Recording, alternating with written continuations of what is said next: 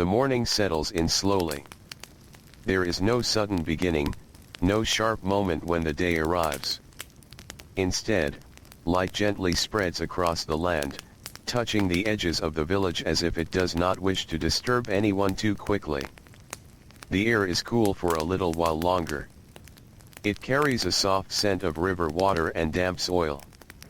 Somewhere nearby, a bird makes a quiet call, not loud enough to break the calm, only enough to remind the world that life is beginning again. The potter walks with steady steps. His feet know the ground well. The path beneath him is worn smooth by many mornings just like this one. Each step presses lightly into the earth, leaving only the faintest trace. He reaches the place where the clay rests. It is not a dramatic place. There are no grand signs, no markers to say that something important is found here. It is simply a stretch of soft earth near the Nile, where the soil feels different beneath the hand. Richer, finer, more willing to be shaped. He kneels down slowly. There is no rush in his movements. His hands move with quiet purpose, pressing gently into the earth. The clay is cool and slightly damp, holding together without crumbling. This is good clay. He knows this without needing to think about it. Years of quiet work have taught his hands what his mind does not need to say aloud. The texture, the weight, the way it yields under pressure, these things speak to him in silence. He begins to gather it. Not too much at once. Just enough. He places the clay into a simple container, one that he made himself long ago. It is not perfect. Its edges are slightly uneven, its surface marked by faint lines where his fingers once pressed. But it holds. And that is enough. The sun rises a little higher. The light grows warmer, spreading across the river, across the fields, across the quiet homes of the village. Shadows shorten, though they still linger softly along the ground. The potter stands. He lifts the container and begins the walk back. Again, there is no hurry. There is never any need to rush this work. Clay does not respond well to haste. It prefers patience. It asks for time, and in return, it offers form. Back at his home, the space where he works is simple. There is no separate building, no grand workshop. Just a shaded area beside his home, where the ground is firm and flat. A low wheel rests there. It is made of wood, worn smooth from use. It does not spin quickly. It does not need to. Its movement is slow, controlled, guided by the steady rhythm of the potter's hands. He sets the clay down. For a moment, he does nothing. He simply stands, feeling the morning settle around him. The sounds of the village are growing, but only slightly. A few voices. The soft movement of animals. The quiet work of others beginning their own tasks. Everything moves together. Not in noise, but in rhythm. He sits. The wheel is before him now. He places his foot against it and gives it a gentle push. It begins to turn, slowly at first, then with a steady motion that continues without strain. He takes a portion of the clay. It is heavy in his hands, but not too heavy. He presses it down onto the center of the wheel, making sure it is balanced. This is important. If the clay is not centered, it will not rise evenly. It will lean, collapse, or twist in ways that cannot be corrected easily. So he takes his time. His hands press firmly, but gently. He adds a little water, letting it run over the surface. The clay softens further, becoming smooth beneath his fingers. The wheel turns. Round and round. Always the same motion. There is something deeply calming in this movement. It does not change. It does not surprise. It simply continues, as long as he guides it. His hands begin to shape. They move upward, slowly drawing the clay into form. At first, it is only a small rise, barely noticeable. But little by little, the shape begins to appear. A vessel. Simple. Useful. He does not think about decoration yet. That will come later, if it is needed at all. For now, the form is what matters. The curve. The balance. The thickness of the walls. Each movement is small. Each adjustment is quiet. If the clay begins to wobble, he steadies it. If it grows too thin, he supports it. If it resists, he does not force it. He waits. And then tries again. Time passes in a way that does not feel like time. The sun climbs higher. The air warms. But the potter does not seem to notice in any hurried way. His focus is gentle, almost like drifting thought. He is present, but not tense. Aware, but not strained. One vessel is finished. He lifts it carefully from the wheel and sets it aside. It will dry slowly. Everything here happens slowly. He begins another. The same process. The same steady rhythm. And yet, each piece is slightly different. No two vessels are exactly alike.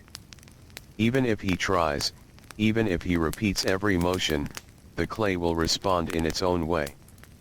It carries small differences, small changes, tiny shifts that make each piece unique. But this does not trouble him. In fact, it feels natural. Nothing in his world is perfectly identical. Not the river. Not the seasons. Not even the days.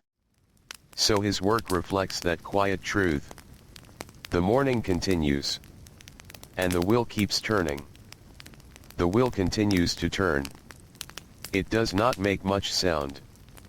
Only a soft, steady hum, like something quietly remembering its purpose. The wood is worn smooth from years of use, and it moves easily beneath the potter's guiding foot. The morning grows warmer. Light settles fully across the village now, filling every open space. The shadows become softer, less noticeable.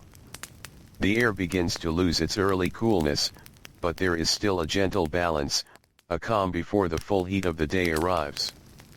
The potter's hands remain steady. Another piece of clay rests at the center of the wheel. It is already shaped into a rough form, its base wide and firm. His fingers move slowly upward, guiding the walls into a soft curve.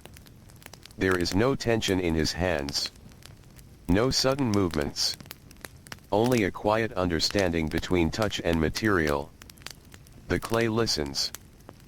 It yields when pressed, rises when lifted, and settles when allowed. It does not resist unless it is pushed too far. And the potter knows this well. He has learned to work with it, not against it. A small line forms along the surface. He smooths it gently with a damp hand, letting the water soften the edge. The surface becomes even again, reflecting a faint, dull shine under the morning light. Beside him, the finished vessels sit in a quiet row. Some are tall and narrow. Some are round and wide. Each one rests in stillness, beginning the slow process of drying. Their surfaces are darker now, still holding moisture. Over time, they will grow lighter, firmer, more solid. But that time is not rushed. Nothing here is rushed. A faint breeze passes through. It carries the scent of earth, of water, and of distant fields where others are beginning their own work. The breeze moves gently across the vessels, across the potter's hands, across the wheel that never seems to stop turning. In the distance, a child walks slowly along a narrow path. Barefoot, quiet, carrying a small bundle. The child does not speak, does not call out. There is no need. The morning is not a time for loud voices.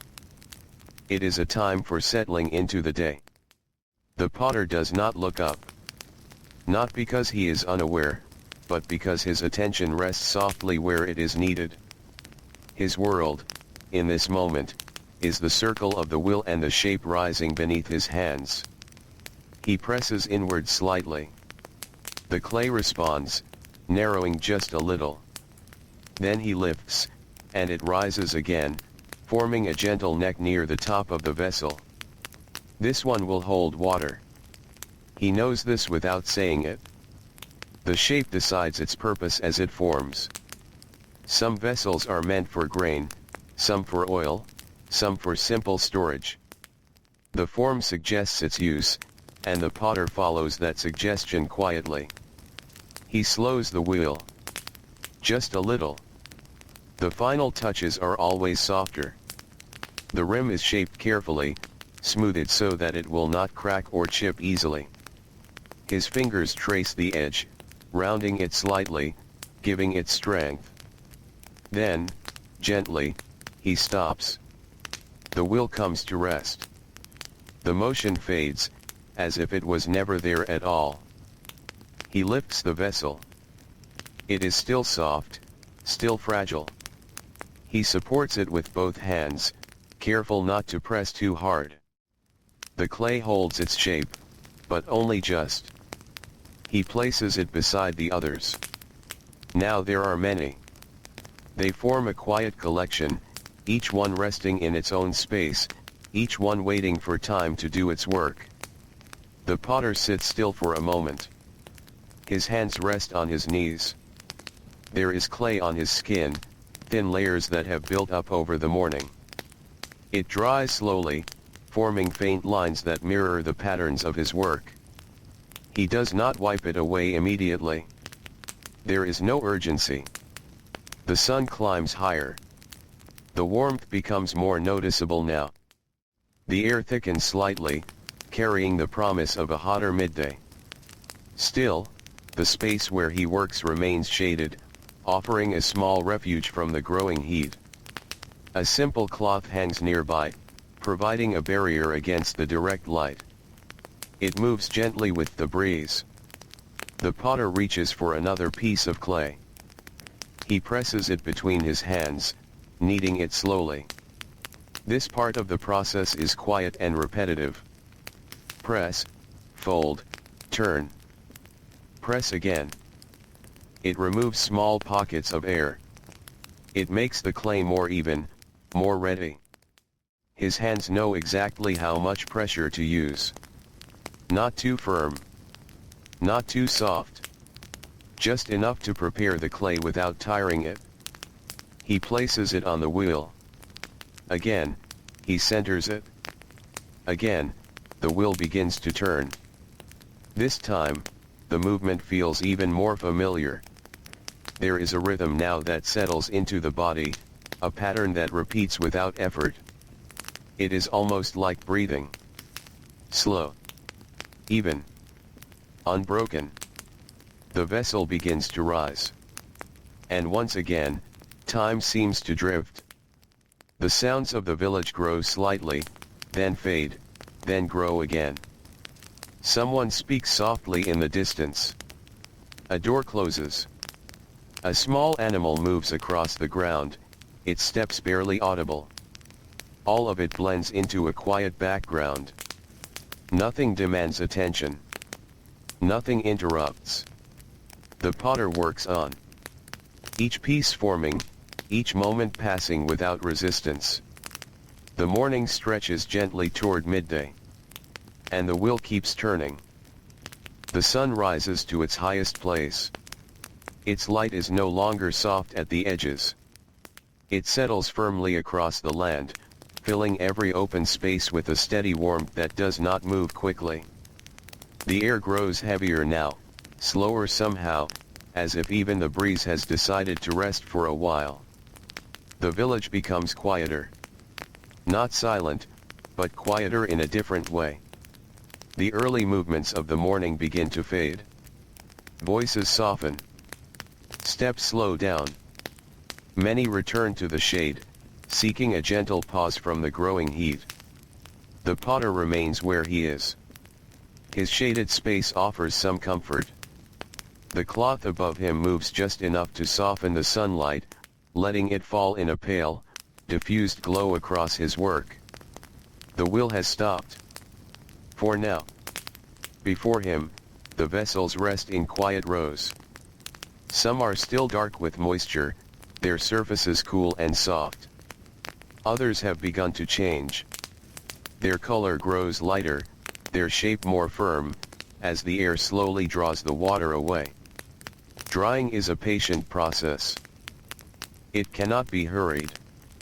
If the sun touches the clay too strongly, it may crack. If the air is too still, it may dry unevenly. So the potter watches, not closely, but with a quiet awareness that has grown over many days like this.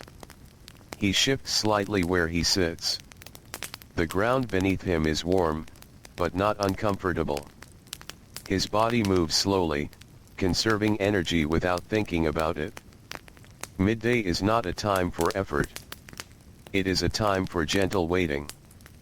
He reaches for a small container of water. He lifts it and takes a slow drink. The water is no longer cool, but it is still welcome. It settles easily, bringing a quiet sense of relief. Nearby, a faint sound rises. The distant call of someone speaking across a courtyard. It drifts through the air and fades just as gently, leaving no trace behind. The potter's hands rest again. There is clay beneath his fingernails, a fine dust along his skin where the moisture has dried. He brushes some of it away, not completely, just enough to feel the surface of his hands again. His tools are simple. A small piece of smooth wood. A thin cord. A flat stone. Each one rests nearby, within easy reach. They are not many, but they are enough. Each has its purpose, and each is used with care. He picks up the cord. It is thin but strong, worn slightly from use. He uses it to separate the base of a vessel from the surface where it rests. With a slow, steady motion, he slides it beneath the clay, freeing it without disturbing its shape. The vessel remains intact. It always feels like a quiet success, though he does not pause to think of it that way. He sets it aside again. The rows grow longer. Each piece waiting. Each piece part of something larger, though nothing here feels crowded or rushed. Time moves differently in this heat. It stretches. Moments linger a little longer than they did in the morning. The air seems to hold them in place, allowing everything to settle more deeply into stillness. The potter leans back slightly. For a short while, he rests. His eyes do not fully close, but they soften. His breathing slows, matching the quiet rhythm of the day. There is no pressure to fill every moment with work. Rest is part of the rhythm too. In the distance, near the edge of the village, the Nile continues its steady flow. It does not pause for midday. It does not change its pace. It simply moves, as it always has, carrying water, carrying life, carrying the fine silt that will one day become clay again. The connection is always there. Even when unseen. The potter sits quietly for some time. Then, slowly, he moves again. The heat has not gone, but his body is ready for gentle work once more. Not the full rhythm of the morning, but something softer, slower. He selects a piece that has begun to dry. Its surface is firmer now, able to hold a touch without shifting. This is the moment for small details. He picks up the smooth piece of wood. With careful hands, he begins to refine the shape. A slight curve here. A gentle smoothing there. He does not change the form, only strengthens it, bringing out what is already present. Sometimes, he adds a simple line. A shallow groove circling the vessel. Not decoration for its own sake, but a quiet mark, a sign of the hand that shaped it. Each line is placed slowly, evenly, following the natural curve. The work is quiet, almost silent. Only the faint sound of tool against clay can be heard, and even that is soft, like a whisper that fades as soon as it appears. The sun begins, very slowly, to shift. It is not yet lower, not yet cooler, but there is the smallest sense that time is moving forward again. The stillness of midday begins to loosen, just a little. A breeze returns. Light at first. Then a little stronger. It moves across the vessels, across the cloth, across the potter's hands. It carries a faint freshness from the river, softening the weight of the heat. He continues his work. Not quickly. Not slowly. Just steadily. Each movement following the one before it, without thought, without strain. The day moves on. And the clay continues to change. The sun begins its slow descent. It does not drop quickly. It leans, almost without notice, shifting its place in the sky just enough to change the feeling of the light. What was once direct and heavy becomes softer, stretching into longer shapes across the ground. Shadows return. They appear quietly at first, thin lines beside walls and vessels. Then they grow, lengthening across the earth, touching the edges of the potter's workspace and moving slowly, as if they too are in no hurry. The air changes. It is still warm, but no longer pressing. The breeze moves more freely now, carrying with it a faint coolness that had been waiting beyond the heat of midday. The village begins to stir again. Not loudly. Not all at once. But gently, like something waking from a short rest. Footsteps return to the path, soft voices drift between homes. Somewhere nearby, a door opens and closes with a quiet, familiar sound. The potter rises. He does not stand quickly. His body unfolds slowly, adjusting after the stillness of midday. His hands brush lightly against his clothes, removing traces of dried clay, though some always remain. That is natural. Clay has a way of staying close. He walks toward the rows of vessels. They have changed. Even in the short passing of time, they are no longer the same as they were. Their surfaces are firmer now, less dark, holding their shapes with quiet confidence. He looks at them, not with inspection, but with recognition. Each one carries a memory of the moment it was formed. The pressure of his hands. The turn of the wheel. The small adjustments that guided it into being. Now they rest on their own. The next step is near. But again, there is no rush. He begins to gather them. One by one. Each vessel is lifted carefully, supported from beneath. Though they are stronger now, they are still not ready for sudden movement. They must be treated with the same quiet care as before. He carries them a short distance. There is a space nearby, open and prepared. The ground there is slightly raised, and the surface is dry. It is a place where the vessels can continue to rest, where air can move freely around them. This is where they will wait before the fire. The fire is important. But it is not yet time. For now, the vessels are arranged in gentle rows once more. The potter places them with small spaces between each one, allowing the air to pass around them evenly. The breeze helps. It moves softly through the space, touching each surface, carrying away what little moisture remains. The potter steps back. He does not count them. He does not measure their distance. He simply sees that they are placed well. That is enough. The light continues to soften. The sky begins to shift in color, though very slowly. The bright white of midday gives way to a warmer tone, a gentle gold that spreads across the land. The Nile reflects this change. Its surface now holds a soft glow, broken only by the smallest movements of water. It continues its steady path, unchanged by the passing hours. Nearby, a faint sound rises again. Someone speaking softly. The distant rhythm of work continuing in other places. Life moving forward, quietly, without interruption. The potter returns to his tools. He gathers them one by one. The small wooden piece. The thin cord. The flat stone. Each is cleaned gently, wiped free of clay and set aside. They will be used again, perhaps tomorrow, perhaps the day after. There is no strict boundary between days. Work continues, but it does not press forward.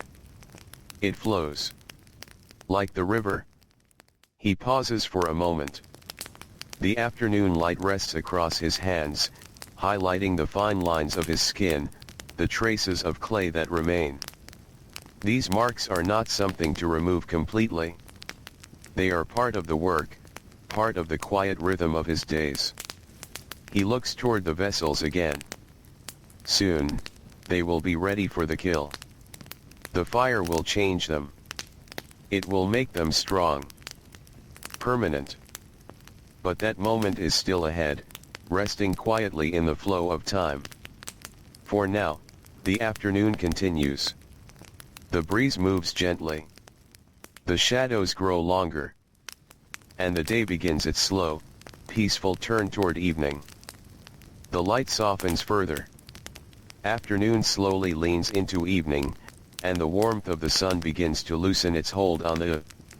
The air feels lighter now, easier to breathe, carrying a faint coolness from the river that moves gently through the village paths. The potter walks toward the kiln. It stands a short distance away, simple in its shape, formed from the same earth that gives life to the vessels it will soon transform. Its surface is rough and darkened in places, marked by many firings before this one. Nothing about it is grand.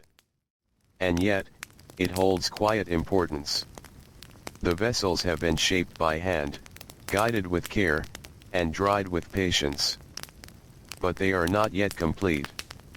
They remain fragile, still part of the earth in a way that can easily return to dust. The fire will change that. Slowly. Permanently. The potter pauses near the kiln. He does not begin at once. Instead, he looks at the space, at the ground, at the arrangement of things around him. There is a rhythm to this part of the work as well, one that does not welcome haste. He gathers small pieces of dry wood. Each piece is light in his hands, dry enough to catch flame, yet solid enough to burn steadily. He places them near the opening of the kiln, forming a simple arrangement that will allow the fire to grow without struggle. Nearby, a few larger pieces of fuel rest in quiet readiness. These will be added later, once the fire has settled into its slow and steady rhythm. The vessels are brought closer. One by one. Each is carried with the same care as before, though they are now stronger than they were in the morning. Their surfaces are pale and firm, holding their shapes without shifting. He places them inside the kiln. Carefully. There is space between each one. Air must move. Heat must surround them evenly. If they are too close, the fire will not reach them in the right way. If they are placed without thought, some may crack, some may weaken. So he takes his time. Each placement is quiet, deliberate. He steps back again. The kiln is not full, but it is ready. That is enough. The sky begins to change. Soft tones of gold deepen into warmer shades, touching the edges of the clouds, reflecting faintly across the surface of the Nile. The light becomes more gentle with each passing moment. The potter kneels. He reaches for a small ember, preserved carefully from an earlier fire. It glows faintly, holding a quiet heat that waits to be awakened. He places it among the dry wood. For a moment, nothing happens. Then, slowly, a thin line of smoke rises. It curls upward, light and fragile, as if testing the air. The wood begins to darken, then to glow. A small flame appears, flickering softly. There is no sudden burst. No rushing fire. Only a slow beginning. The potter watches. He does not add more wood immediately. The flame must grow on its own first. It must find its balance, its rhythm, just like the wheel, just like the shaping of clay. The fire breathes. It grows a little stronger. The wood shifts slightly, settling as it begins to burn. The sound is soft, a faint crackle that blends easily into the quiet of the evening. The potter adds another piece. Then another. Not too many. Never too quickly. The heat begins to build. Inside the kiln, the air changes. It becomes warmer, then hotter, though this change is slow, almost unnoticeable at first. The vessels remain still. They do not move. They do not speak. But they are changing. The fire touches them gradually, removing what remains of moisture, strengthening their form, turning them from soft earth into something lasting. The potter remains close. He does not leave. This part of the work asks for presence, but not for effort. He watches the fire, listens to its quiet sounds, feels its warmth without stepping too near. Time moves differently here. Evening deepens. The sky grows darker, shifting from gold to soft shades of fading light. The first stars begin to appear again, just as they did the night before. The circle continues. The same sky. The same river. The same quiet work. The fire glows steadily now. Its light flickers gently against the surface of the kiln, casting soft shadows that move slowly across the ground. The warmth spreads outward, mixing with the cooling air of the evening. The potter adds another piece of wood. Carefully. Without breaking the rhythm. The fire accepts it. The flame grows, then settles again. Everything remains calm. Everything moves as it should. The vessels continue their silent transformation. And the night begins to return. The night settles gently over the land. It does not arrive all at once. It deepens slowly, layer by layer, until the last traces of daylight fade into a soft and endless dark. The sky stretches wide above the village, filled with quiet stars that shimmer without sound. The kiln glows in the darkness. A soft, steady light escapes from its opening, flickering in slow rhythms. It is not bright. It does not demand attention. It simply exists, warm and constant, like a quiet heartbeat in the stillness of the night. The potter remains nearby. He sits on the ground, close enough to feel the warmth of the fire, but not so close that it becomes uncomfortable. His posture is relaxed, his movements slow and unhurried. There is no need to rush this part. The fire must continue at its own pace. Inside the kiln, the vessels are no longer soft clay. The heat has begun its quiet work, changing them in ways that cannot be seen from the outside. The transformation is slow, steady, and complete in its own time. The potter watches without staring. His eyes rest gently on the glow, then drift toward the sky, then return again. There is no single point of focus. Everything blends together into one calm and continuous moment. A faint sound rises from the fire. A small crackle. A shift in the wood. It is never loud. It never breaks the stillness. Instead, it becomes part of it, like a soft whisper that comes and goes. The air has cooled now. The warmth of the day has faded, leaving behind a gentle chill that settles lightly across the.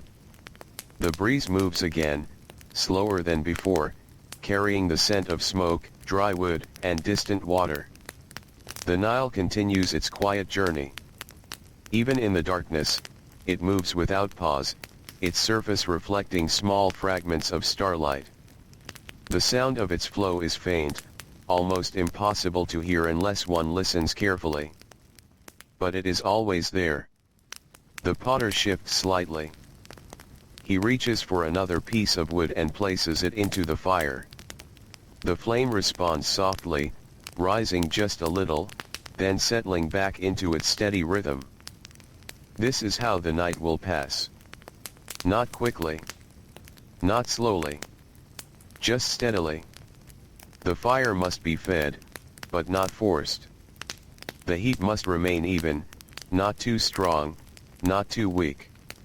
It is a balance that cannot be rushed, only maintained with quiet attention. Time stretches. Moments blend into one another. The stars move across the sky, though their movement is so slow it can barely be seen. The village rests, most of its people asleep, their homes quiet and still. Only a few remain awake. Those who tend fires. Those who watch over small, steady tasks that continue through the night. The potter is one of them. But even in wakefulness, there is rest. His breathing is slow. His thoughts are gentle. There is nothing urgent, nothing pressing. Only the quiet presence of the fire and the knowledge that the work is unfolding as it should. The kiln holds its warmth. The vessels inside continue to change, becoming stronger, more durable, more lasting with each passing moment. They are no longer simply shaped by hand. They are shaped by heat, by time, by patience. The potter leans back slightly. For a short while, his eyes close. Not in deep sleep, but in a kind of light rest, where the body relaxes without fully letting go. The warmth of the fire remains close, steady and reassuring. The night continues. The breeze softens. The sounds grow fewer, until even the faintest movements seem to disappear into the stillness. And still, the fire glows. Unchanging. Calm. A quiet center in the darkness. The potter opens his eyes again. He does not look surprised. There is no sense of time passing too quickly or too slowly. There is only the continuation of the moment, the steady flow from one breath to the next. He adds another piece of wood. The flame responds, just as before. Nothing is different. And yet, everything is moving forward. The vessels are nearly ready. But the night is not yet complete. So the potter remains. Watching. Waiting. Breathing in the quiet warmth.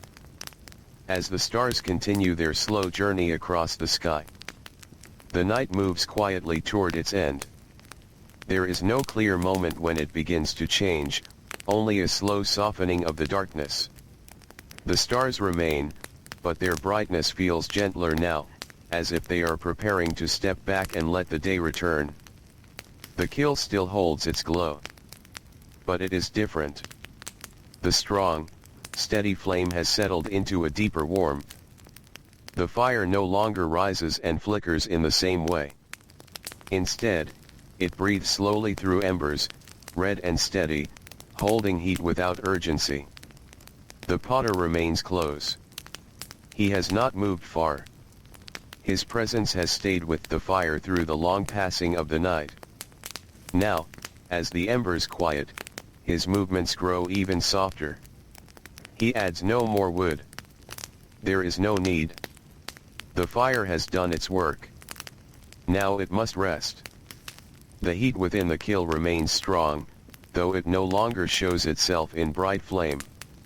It surrounds the vessels in a quiet, even warmth, allowing them to settle into their final form. This part cannot be hurried. If the vessels cool too quickly, they may crack. If the heat escapes too fast, the balance is lost. So the potter waits. His patience is steady. It has always been steady. A faint breeze moves through the air. It carries a softness that was not there before. The coolness of approaching dawn begins to touch the, brushing lightly against the warmth that remains from the fire. The sky begins to shift. Very slowly. A deep darkness gives way to a softer shade, almost unnoticed at first. The horizon holds the faintest hint of light, a quiet promise of morning that has not yet fully arrived. The potter looks toward it. Only briefly. Then his gaze returns to the kiln. His hands rest calmly. There is nothing to adjust, nothing to change. This part of the process belongs to time itself, and time moves without being guided. The village remains still. Most are still asleep. The homes rest in silence, their walls holding the cool air of the night.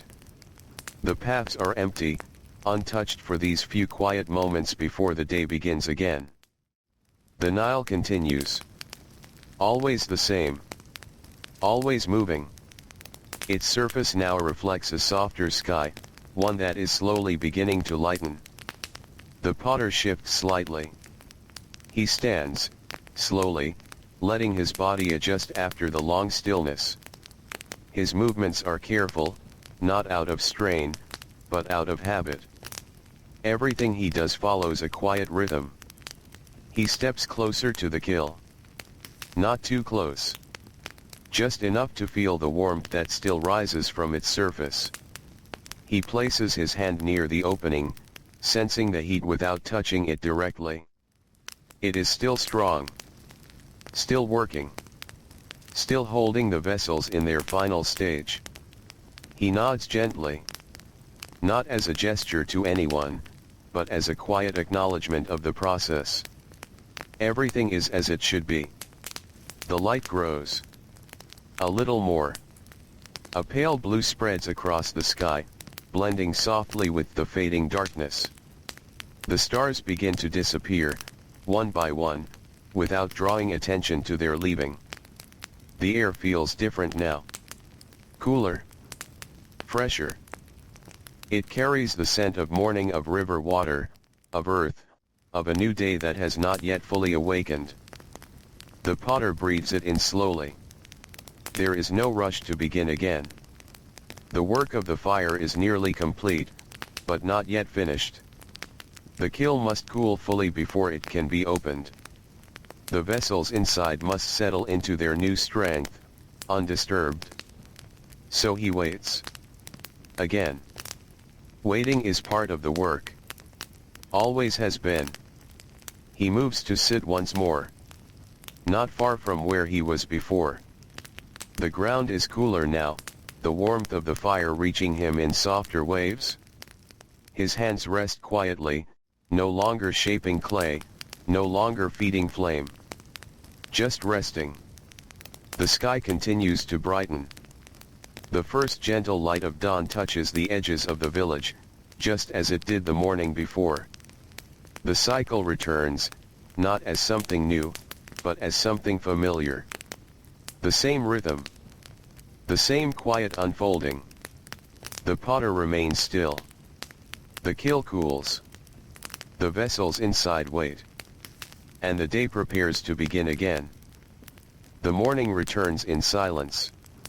Light gathers slowly along the horizon, spreading in pale tones across the coolness of night lingers for a little while longer, resting gently on the village before the warmth of the sun begins again. The kiln stands quiet now. No flame moves within it. No glow escapes from its opening. The heat is still there, hidden deep inside, but it no longer shows itself in light or sound. The potter rises. His movements are unhurried, as they have always been. The long night has passed without strain, and the quiet work of the fire has reached its natural end. Now comes another kind of patience. The kiln must be opened carefully. Too soon, and the vessels inside may feel the sudden change and weaken. Too late, and the day will move forward without them. So he approaches slowly. He pauses near the opening, feeling the air. There is still warmth, but it is softer now, less intense. The heat has settled, becoming calm and steady. He reaches forward. His hand moves close, not touching, only sensing. The air that rises from within the kiln is warm, but it does not press or burn. It is ready. He begins to open it. The movement is gentle. There is no sudden lifting, no force. The covering shifts slowly, allowing the air inside to meet the air outside in a gradual exchange. A faint warmth escapes. It rises quietly, carrying with it the scent of fired earth, a dry, clean smell, different from the damp clay of the morning before. Inside, the vessels rest. They are no longer soft. They are no longer fragile in the same way. They have changed. The potter waits a moment longer. Even now, he does not rush to reach inside. The difference in air, in temperature, in movement, these things must settle first. The morning light grows. It touches the edge of the kiln, then slowly reaches inward, illuminating the shapes within. Soft curves, smooth surfaces, quiet forms that hold their place without shifting. At last, he reaches in. Carefully. His hands lift the first vessel. It is warm, but not too warm. It rests firmly in his grip, solid in a way that clay alone could never be. He brings it into the light. For a moment, he simply holds it. There is no need to inspect it closely. His hands already know. The weight, the balance, the feel of its surface, these things tell him everything. It has held. It has endured the fire. It is complete. He sets it down gently. The surface beneath receives it without sound. It does not bend or shift. The vessel stands on its own, steady and sure. He reaches for another. Then another. Each one is lifted in the same quiet way. Each one brought into the soft light of morning. Each one placed with care among the others. They form a new row now. Different from before. Before, they were waiting. Now, they are ready. Their color has changed. What was once pale and soft is now deeper, warmer, touched by the fire in subtle ways. Some hold faint variations in tone, small differences that come from the movement of heat within the kiln. No two are exactly alike. And yet, they belong together. The potter continues until the kiln is empty. He does not hurry the process. Each movement follows the same gentle rhythm, the same steady care that has guided every step before this. When the last vessel is placed, he steps back. The morning light has fully arrived now. It spreads across touching the homes, the paths, the river, and the newly fired vessels that rest quietly in their place. The village begins to wake again. Soft sounds return. Footsteps. Voices. The low movement of daily life beginning once more. The potter stands among his work. There is no sense of completion in the way others might feel it. No moment of finality. Only continuation. These vessels will be used. They will carry water, hold grain, store oil. They will become part of other lives, other routines, moving quietly through the same rhythm that shaped them. And soon, the potter will begin again. He will return to the river, to the clay, to the wheel. The cycle does not end. It flows. Like the Nile. Always moving. Always returning. The morning settles gently around him. And the day begins once more. The morning continues to open. Light moves gently across the village, settling into doorways, along the edges of walls, and across the where the first steps of the day begin to appear. The air is still soft, not yet touched by the full warmth of the sun. The vessels rest where they were placed. They are no longer only the work of the potter. Slowly, without any single moment marking the change, they begin to belong to the life around them. A woman approaches. Her steps are light and familiar, her movements guided by a rhythm she has followed many times before. She pauses near the row of vessels, her gaze resting on them quietly. She does not hurry. Her hand reaches out, touching the surface of one. It is cool now. Smooth. Firm beneath her fingers. She lifts it gently, testing its weight. There is no sound, only the faint movement of air as it leaves the ground. The vessel feels balanced, shaped to be carried, shaped to be used. She nods slightly. Then turns, carrying it with her. There is no exchange of words. There does not need to be. The work has already spoken. Nearby, another pair of hands selects a different vessel. This one is wider, meant to hold grain.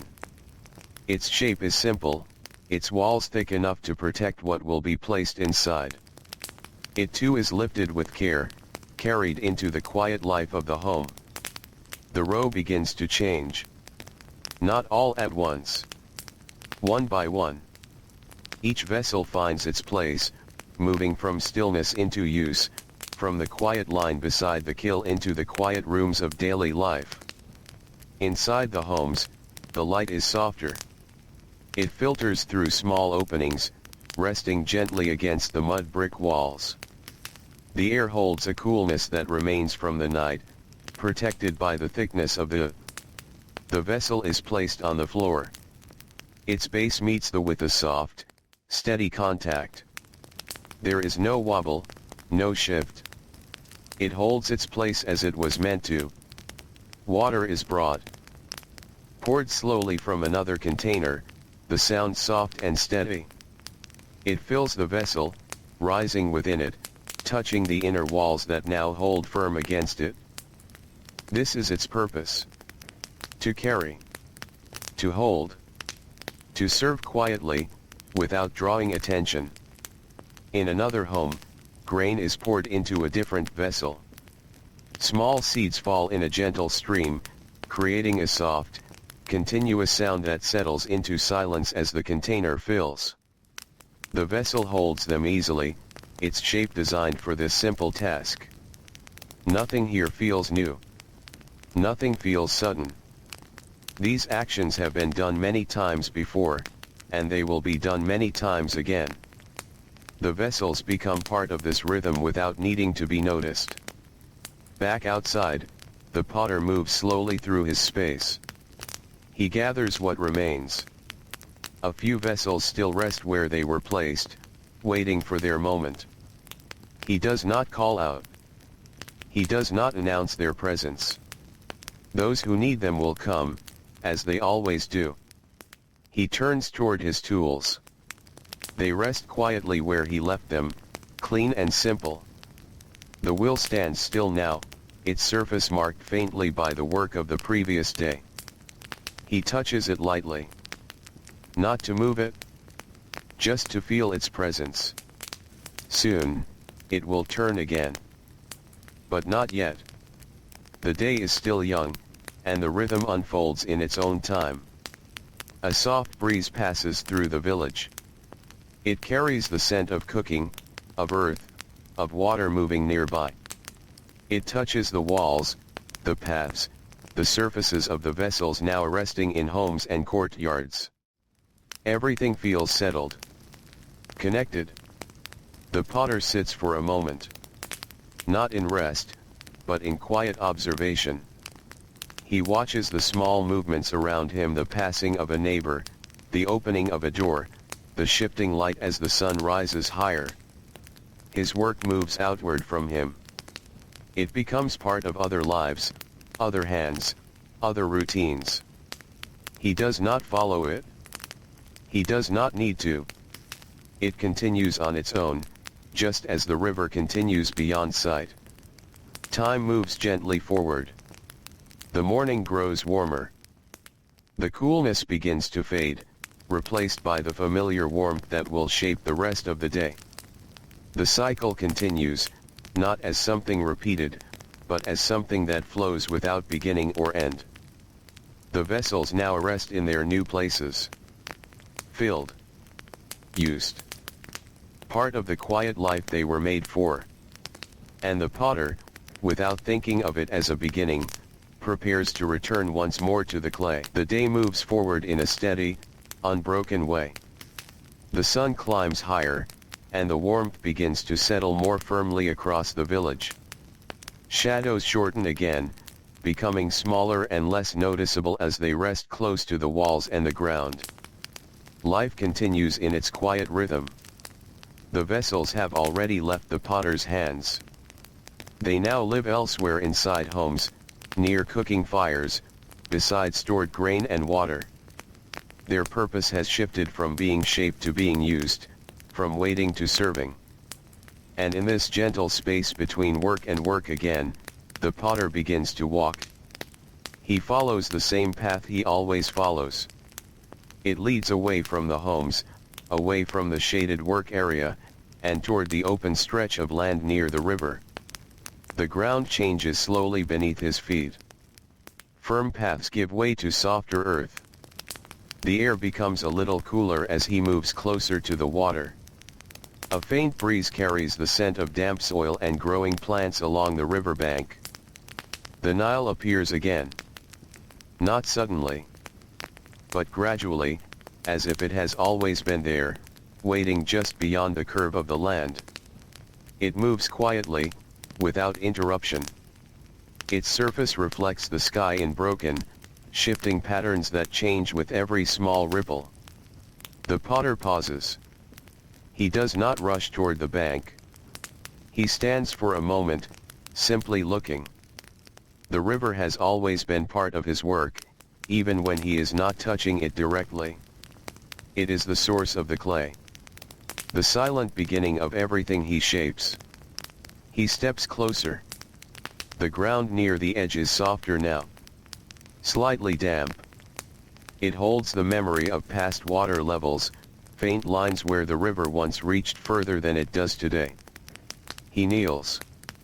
His hand touches the earth. It is cool. Damp. Familiar. He presses gently, feeling the texture beneath his fingers. This is where the clay begins, not as a finished material, but as part of the land itself. He begins to gather it. Slowly. Carefully. Not taking too much from one place, not disturbing the balance of the ground. His movements are patient, almost meditative, as if he is listening to the earth as much as he is shaping it. The clay is different here. Some parts are softer, richer. Others are mixed with sand or small fragments of stone. He separates what he needs with practiced ease, letting his hands decide what belongs and what does not. The container beside him begins to fill. Not quickly. Not completely. Just enough for the next stage of work. Above him, the sky holds a calm brightness. There are no heavy clouds. No sign of storm or change. Only a steady, open blue that stretches far beyond what the eye can easily follow. A bird passes overhead. Its shadow moves briefly across the ground, then disappears as quickly as it came. The river does not react. The land does not change. Everything continues. The potter finishes gathering. He sits back on his heels for a moment. His hands are coated in earth now, darker than before, slightly damp from the river's edge. He rubs them together slowly, not to clean them, but to feel the texture. This is where his work always begins again. Not in the workshop. Not at the wheel. But here, in this quiet meeting between water and land. He stands. The container of clay is not heavy, but it is full enough for the next cycle of shaping. He lifts it with both hands, steady and balanced, and begins to walk back. The path feels familiar again beneath his feet. Each step carries him away from the river, but not away from its presence. The water remains behind him, continuing its slow movement, feeding the land, shaping the soil, preparing for the next gathering. The village comes into view once more. Soft movement returns. Smoke from cooking fires rises gently into the air.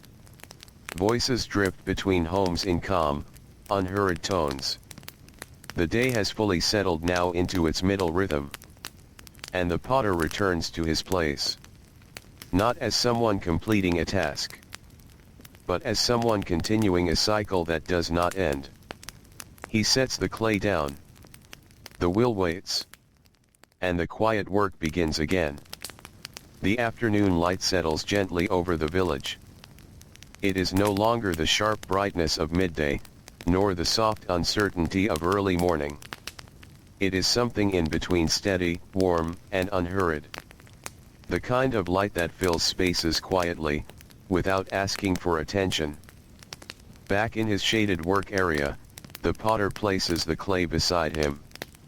It rests there for a moment, still carrying the dampness of the river. Dark, heavy, and full of potential that has not yet taken shape. There is no rush to begin. There never is. He reaches for water. A small container sits nearby, already prepared. He lifts it slowly and lets a little of it fall into the clay. The sound is faint, almost nothing at all, but it marks the beginning of change. The clay darkens slightly. It softens. It begins to respond. His hands move in. Slowly at first. Pressing. Turning.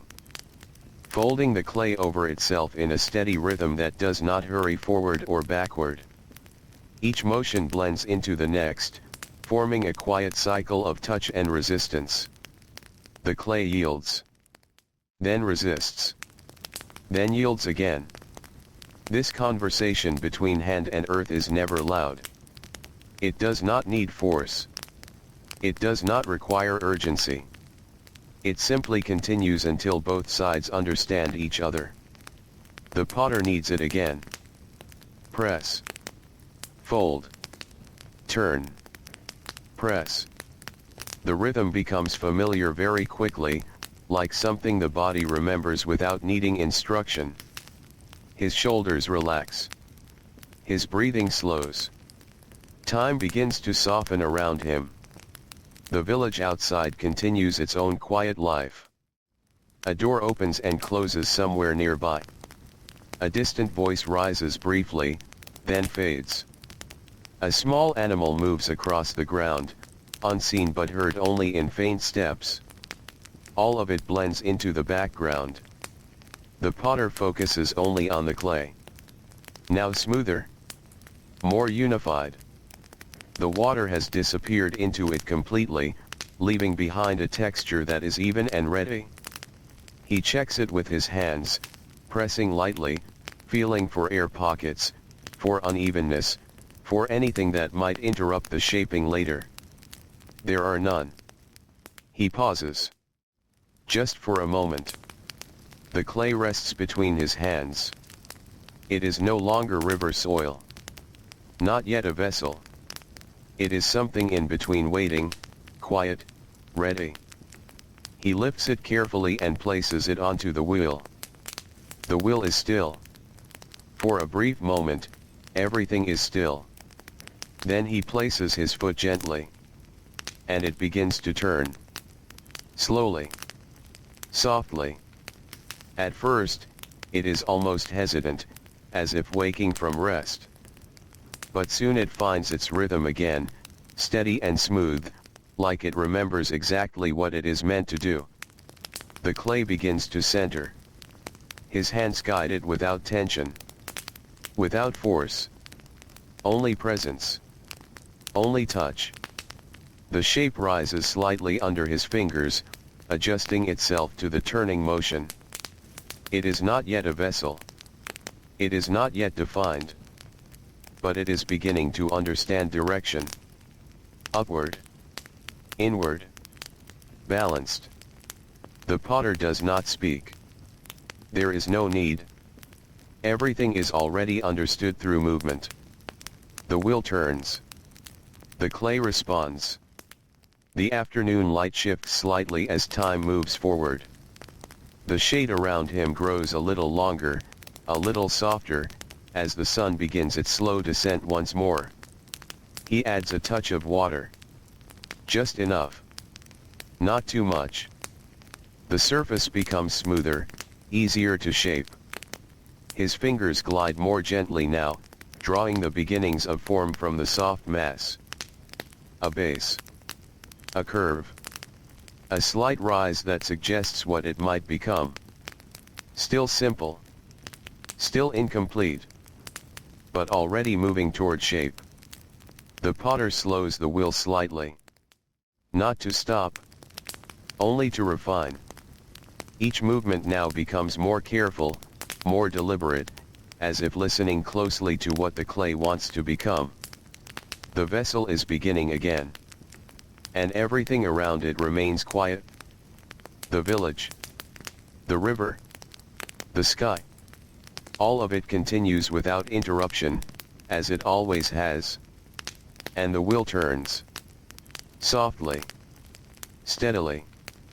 Without end. The light begins to soften again. Not because the day has ended, but because the sun has started its long, gentle descent. The heat loosens its grip on the land, and the air becomes easier to breathe, as if everything is slowly exhaling after holding still for too long. Inside the shaded workspace, the wheel continues to turn. Not quickly. Not slowly. Just steadily, in a motion that feels endless and familiar. The clay has begun to change shape. At first, it was only a centered mass, soft and uncertain. Now it holds a clearer intention.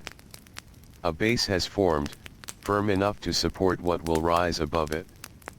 The sides begin to lift, responding to the quiet pressure of the potter's hands. He does not rush them upward. He guides them. There is a difference. His fingers rest lightly on the surface, not forcing the clay, but encouraging it to rise in its own way. The movement is subtle, almost invisible at times, but the shape grows nonetheless. Slowly. Gradually. Like something remembering what it is meant to become. The potter leans slightly closer. His eyes are calm, focused, not strained. There is no urgency in his expression. Only attention. Only presence. The vessel takes form beneath his hands. A gentle curve. A widening body. A narrowing near the top that has not yet been fully defined. It is still incomplete. Still open to change. The wheel hums softly as it turns, the wooden surface worn smooth by countless repetitions of this same quiet work. Outside, the village moves in its late afternoon rhythm. People pass along the paths, some returning from distant tasks, others preparing for the softer hours before evening fully arrives. Their movements are unhurried. There is no rush in this time of day. Even the sounds feel distant and soften, the closing of a door, the faint call of someone speaking, the slow movement of footsteps across earth. Inside, the potter adjusts the shape again. A slight inward press. A careful outward lift. These small corrections guide the clay into balance. If one side grows too heavy, he steadies it. If the curve leans too far, he brings it back gently. Everything is correction without force. Adjustment without disruption. The vessel continues to rise. It is no longer just clay on a wheel. It is becoming something that can hold. Something that can contain water, grain, oil, simple things that belong to daily life, yet depend on this quiet transformation. The potter adds a little water again. Just a few drops. Enough to keep the surface smooth, but not so much that it loses strength. His hands move with practiced ease, knowing exactly how much is needed without hesitation. The vessel's walls grow thinner. More refined. More deliberate. He shapes the rim slowly now. This part requires patience. The top must be even, smooth, balanced. A single uneven motion can affect the entire form. So he slows his movements further, letting each touch settle before the next begins. The wheel turns. The clay responds. Time continues its gentle flow. Outside, the sky shifts again.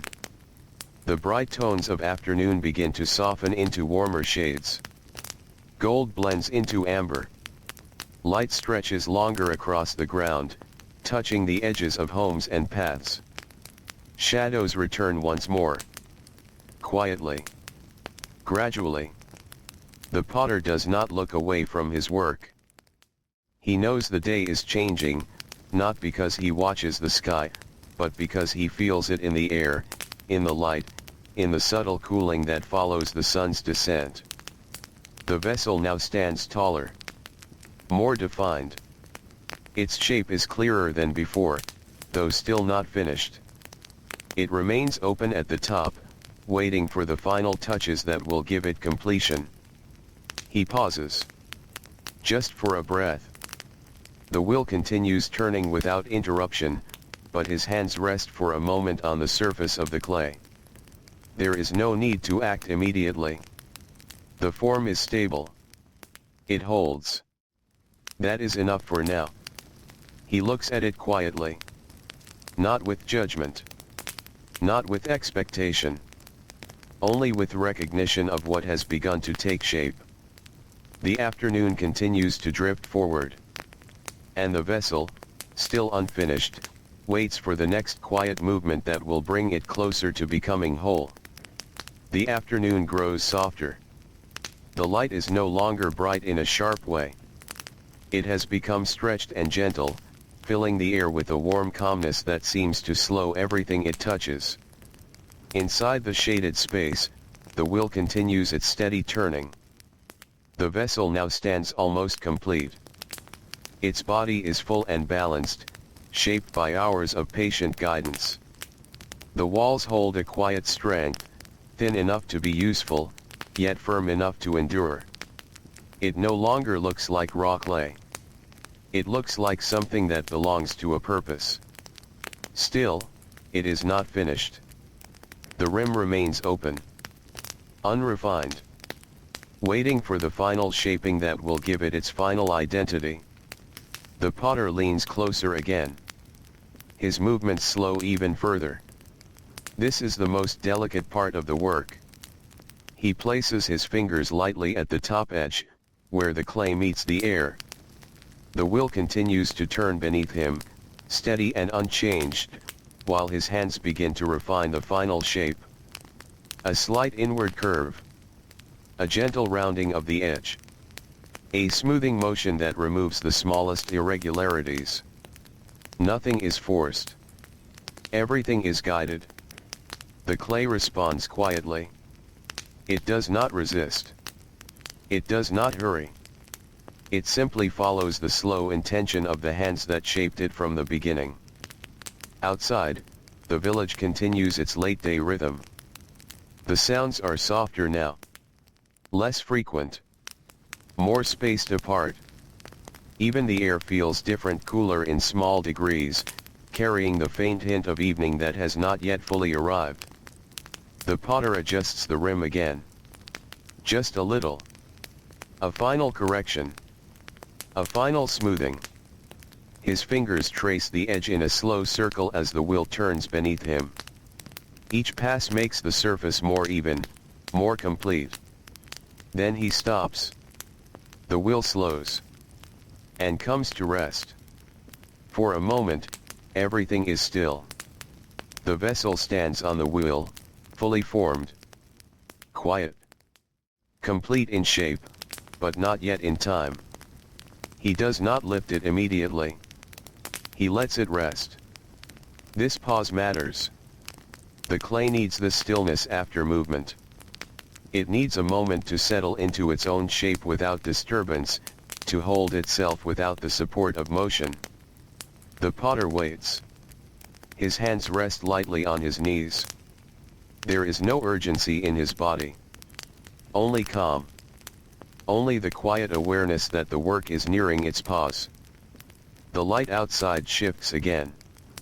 The sun has moved lower, and the sky begins to carry softer tones. Warm gold blends into pale orange, stretching across the horizon like a slow breath. Shadows grow longer. Not dark yet. Just longer.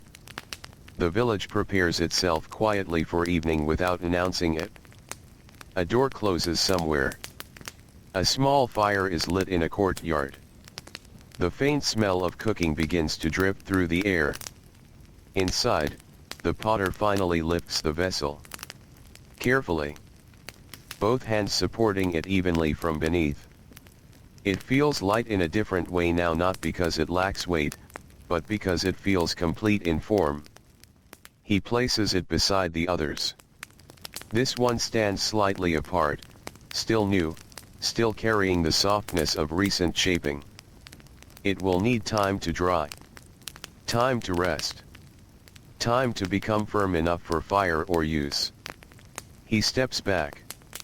Looking at all of them together. Each vessel slightly different. Each one shaped by the same hands, the same rhythm, the same quiet attention. There is no pride in his expression. Only understanding. This is simply what the day has brought into being. He begins to clean his tools slowly. The small wooden piece. The water container. The wheel surface. Each is wiped with care, removing traces of clay, preparing for rest just as the vessels are preparing for theirs. The light outside deepens. Evening is close now. The air has cooled slightly, carrying a softness that belongs only to this time between day and night. The potter sits once more. Not working. Not shaping. Only sitting. The world around him continues to move, but more gently now, as if it too is preparing to pause. The vessels rest beside him. Newly formed.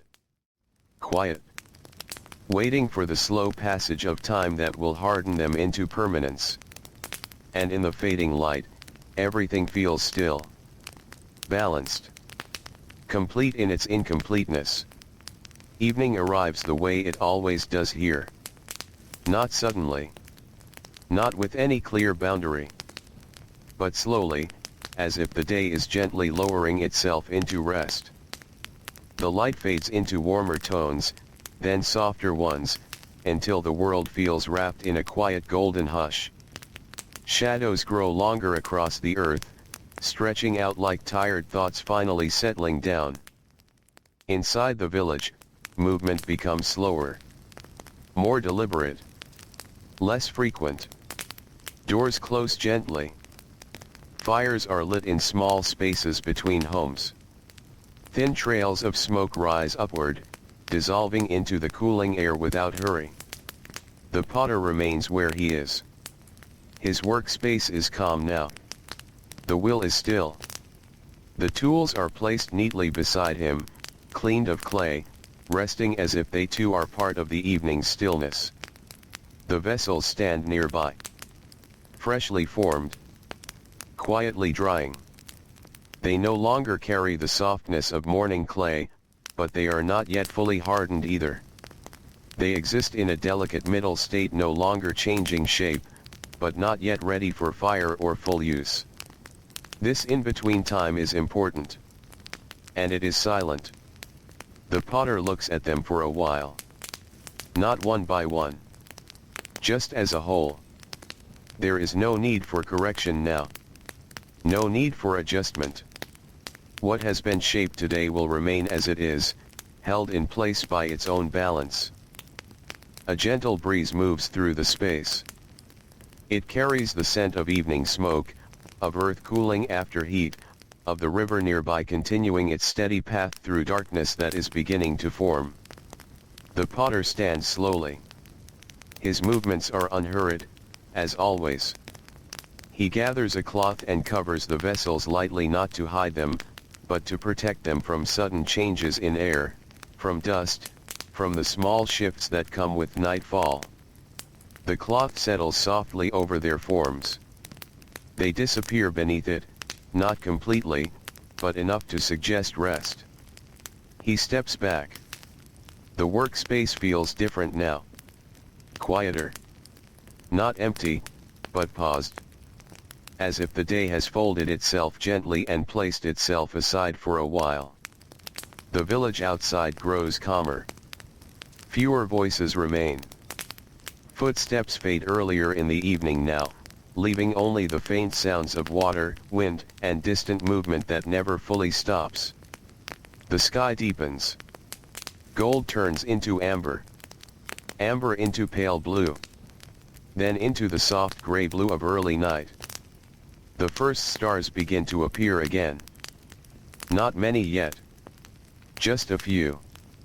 Scattered like quiet reminders that the world continues beyond what is immediately seen.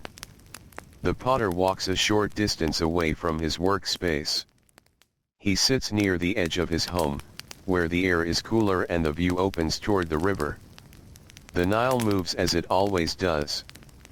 Unchanged. Unhurried. Its surface now holds the reflections of evening light and early stars, broken gently by the smallest ripples. He watches it for a while. Not thinking of work. Not planning the next day. Only observing the slow continuity of water moving through land, through time, through silence. A small sound rises nearby. Someone speaking softly. Then fading. The village is settling fully into night. The potter leans back slightly. His hands rest loosely in his lap. There is clay still beneath his nails, faint traces that remain even after washing.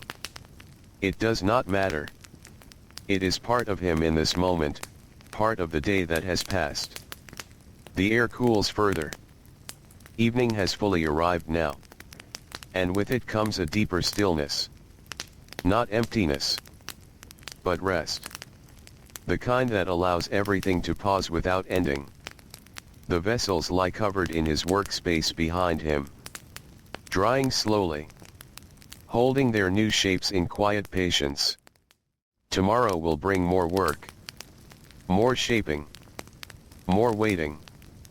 But for now, there is only this moment. The river. The sky. The village slowly fading into night. And the potter sitting in quiet understanding of it all.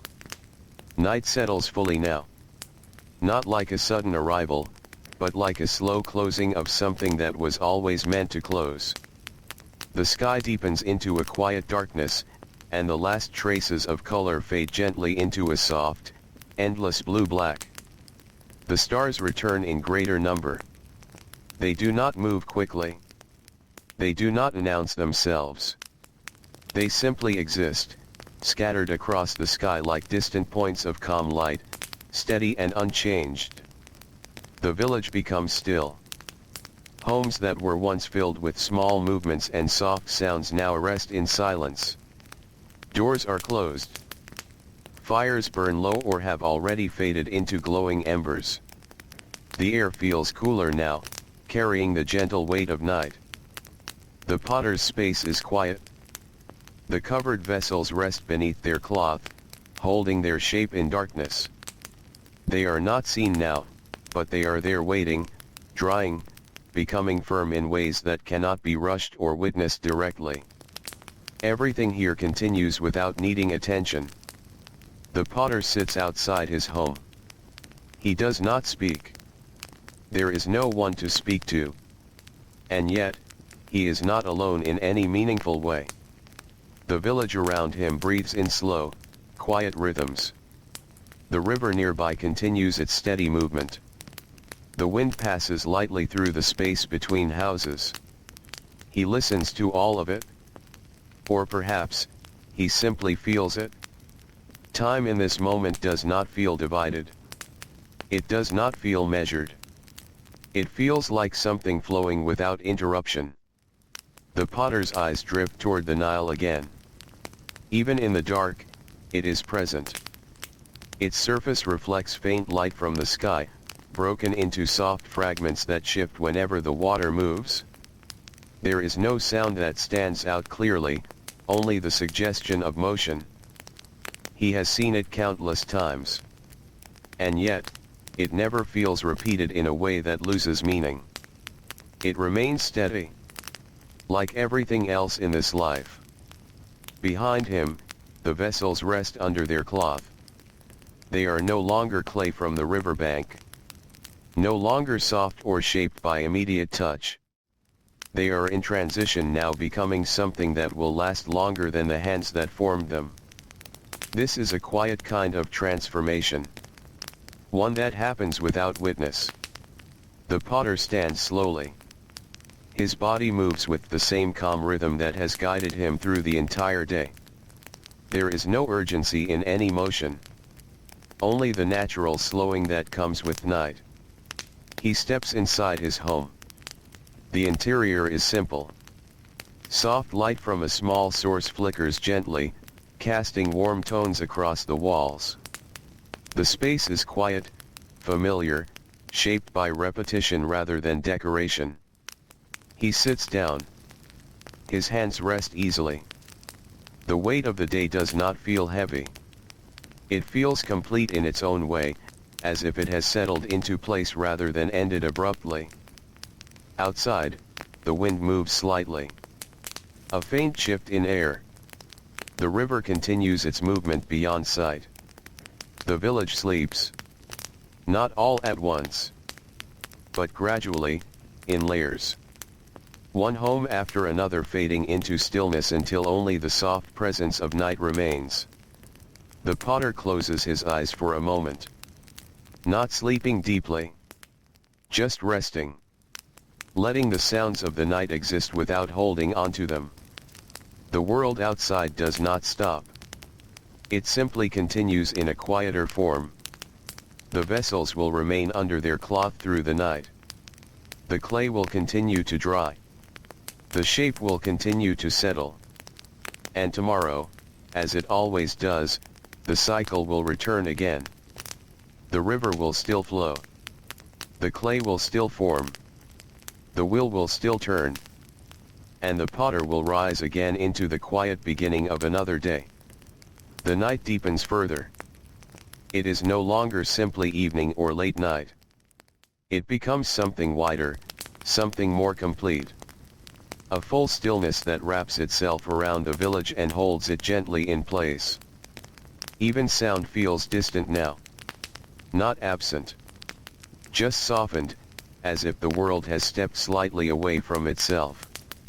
Inside the potter's home, there is no movement. Only breathing. Slow. Even. Unforced.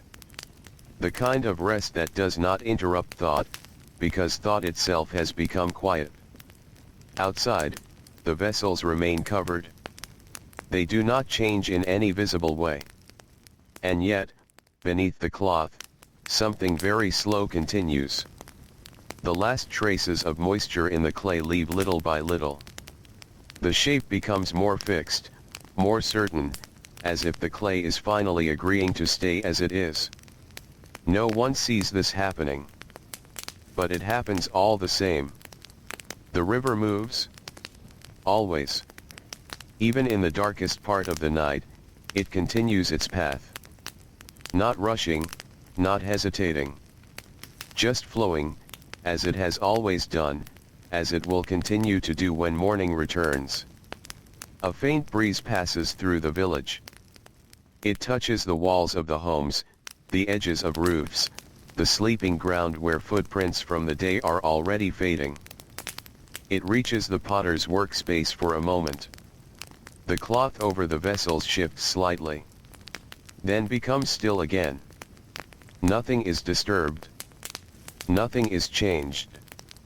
The potter turns once in his sleep. Not waking. Just adjusting. His body remembers the rhythm of work even in rest. The same rhythm that guided his hands now guides his stillness. Outside, the sky holds its darkness. But it is no longer deep black. There is a faint hint of something waiting behind it. Not light yet. Just the suggestion of return. Time moves forward without announcing itself. The village remains unchanged in appearance, but not in state. Everything is in pause. A collective pause shared by earth, water, wood, and air. Even the kiln, now cold, stands quietly where it was left. Its fire is gone. But its result remains. The vessels inside it have already become something else entirely. Now resting nearby, they carry that transformation in silence. Hours pass without marking themselves. There is no sound of beginning or ending. Only continuation. And then, slowly, almost without noticing, the sky begins to soften again. A change so subtle it feels like memory returning rather than light arriving. The first suggestion of dawn. Still far away. Still uncertain. But present. The potter breathes more deeply in his sleep. His rest is still unbroken. The village remains still. And the river continues to move through the darkness, carrying the night away without effort, without resistance. Everything waits. Not impatiently. Not expectantly. Just naturally. As it always has. The night begins to loosen its hold. Not suddenly. Not in any way that can be clearly marked. But slowly, as if darkness itself is becoming lighter from within. The sky does not change all at once. It softens in layers, deep black giving way to a quiet blue that feels distant at first, then slowly closer, more present. The stars fade one by one. Not disappearing sharply, but gently withdrawing, as if stepping back into a place beyond sight. The village remains asleep. For now. Homes are still closed. Doors still resting in their frames. Smoke from the previous night's fires no longer rises, leaving only faint traces of warmth in the air that is slowly becoming cool again. Inside the potter's home, there is movement. Not waking yet. Just the shift of rest becoming lighter. His breathing changes slightly, becoming more aware of the space around him, though his eyes remain closed. Outside, the covered vessels wait. They have passed through the longest part of the night. The clay within them is now firm. Not just drying, but settling into itself completely. The transformation from soft earth to lasting form is now complete, even if no one has touched them yet this morning. A faint breeze moves across the village. It is different from the night breeze. Less cool. More neutral. As if the air itself is preparing to change its state. The river reflects the faintest return of light. At first, it is only a suggestion barely visible. A soft gradient where darkness is no longer absolute. The potter wakes. Not quickly. not fully at once. His eyes open slowly, as if the world is returning in stages rather than all at once. He sits up. There is no hesitation in his movement. Only familiarity. This moment has been lived many times before. And yet, it never feels identical. The morning is always slightly different in its silence, its color, its weight. He stands. The floor beneath him is cool. The air inside his home carries the stillness of the night that has just ended. He steps outside. The village is still quiet, but not in the same way as before. There is a subtle shift. A sense that things are about to begin again. The horizon grows lighter. The sky opens slowly, revealing more detail with each passing moment. The edges of the world become clearer: roofs, paths, the faint outlines of trees near the river. The covered vessels are the first things he sees. They remain exactly where they were left. Unmoved. Unchanged in position. But changed in state. He walks toward them. His steps are slow, steady. There is no urgency in checking them. He already knows what he will find. Still, the act of returning matters. He stops beside them. Does not lift the cloth yet. Just rests his hand on it for a moment. Feeling the stillness beneath. The clay inside is no longer soft. It has become something else during the night. Something that will hold.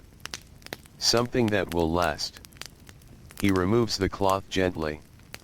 The vessels appear in the soft morning light. Now fully formed. Their surfaces matte and firm, carrying the quiet permanence of fire and time even though the kill is not visible in this moment. They do not shift. They do not change. They simply exist in their completed state.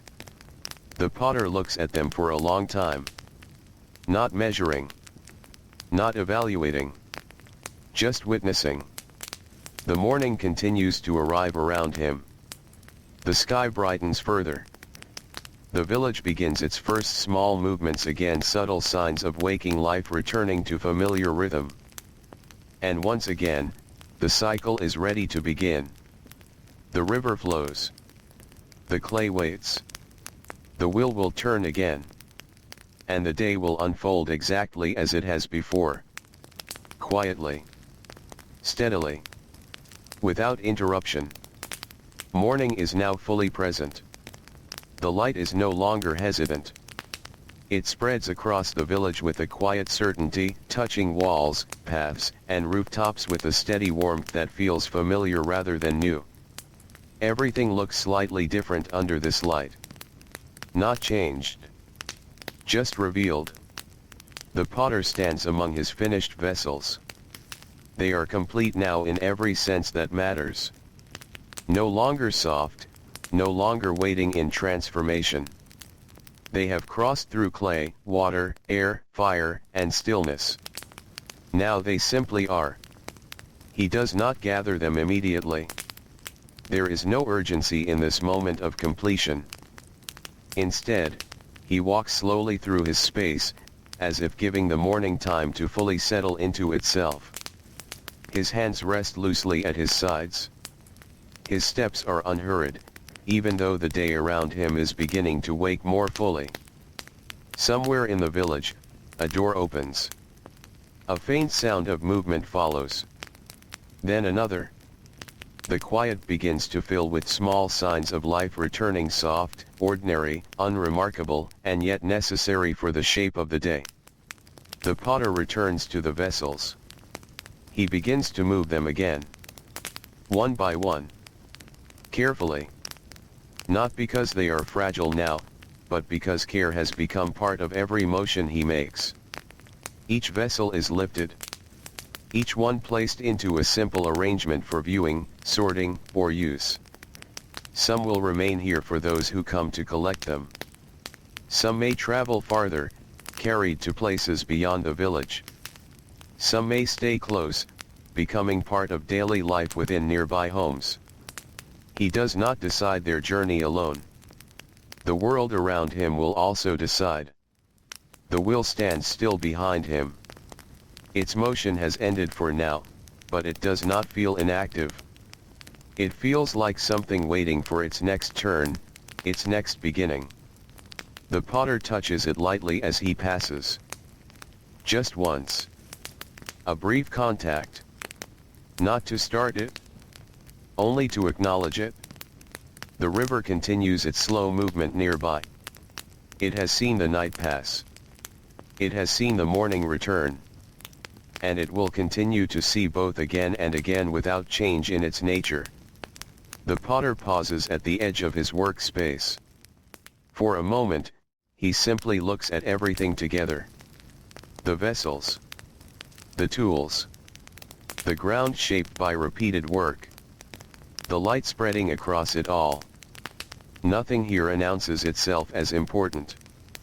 And yet everything is. He breathes slowly. There is no thought of completion in a final sense. Because nothing here truly ends. The clay will return to the river. The river will return to the clay. The hands will shape again. The wheel will turn again. The fire will rise again. The silence will return again. And even now, in this moment that feels like an ending, there is already the quiet beginning of what comes next. The potter turns back toward his space. The day continues. Not as something new, but as something continuing without interruption. And so it goes on. Quietly. Steadily. As it always has. The morning settles deeper into itself. Light now fills the village evenly, without the softness of dawn or the heaviness of night. It is steady light, the kind that reveals everything without emphasizing anything in particular. The potter returns to his workspace again. Not because there is urgency, but because this is where he belongs within the rhythm of the day. The vessels are arranged in quiet order now. Some will remain here for a while longer, perhaps until someone comes to take them. Others will be moved again later, depending on need, on timing, on simple human decisions that do not feel formal, only natural. He moves among them slowly. His hands rest lightly on each one as he passes. Not inspecting. Not correcting. Just acknowledging. Each vessel carries the memory of its making not as something visible, but as something felt in the weight, the balance, the stillness it holds now that it is complete.